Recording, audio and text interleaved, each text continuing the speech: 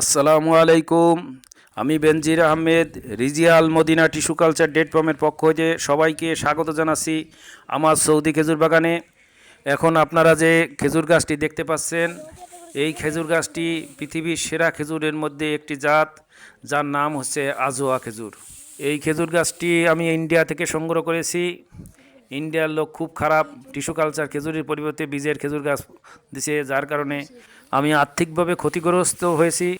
মানুষ আমাকে ঠকালেও আল্লাহ তাআলা রব্বুল আলামিন আমাকে ও একটি উত্তম সর্বশ্রেষ্ঠ খেজুরের জাত উপহার দিয়েছেন। আমার এই খেজুর গাছটিতে প্রথমবারের মতো 7টি পাতায় খেজুর এসেছে। আল্লাহর খাস রহমত ও বরকত যেন আল্লাহ নিজ হাতে ঢেলে দিয়েছেন, যার জন্যই আমার এই ছোট্ট একটি খেজুর গাছে আল্লাহ এত ফলন দিয়েছেন। আমি নিঃসন্দেহে বলতে পারি এই খেজুর গাছটি উচ্চ ফলনশীল একটি আজোয়া খেজুরের গাছ, যার জন্য আল্লাহর কাছে শুকরিয়া আদায় করি।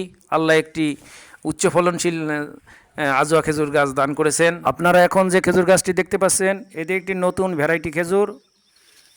এটা কি জাতের খেজুর আসলে ওইভাবে বলা যাচ্ছে না। ছোট্ট একটু খেজুর গাছে মাশাল্লাহ অনেক ভালো খেজুর ধরেছিল, কিন্তু আসলে ইঁদুরের কারণে শেষ পর্যন্ত আর খেজুরগুলো রাখতে পারি নাই, ইঁদুরই খেয়ে ফেলেছে। হয়তোবা আগে যদি ব্যাগিং দিয়ে ঢেকে দিতে পারতাম তাহলে হয়তো খেজুরটা সংরক্ষণ করা যেত।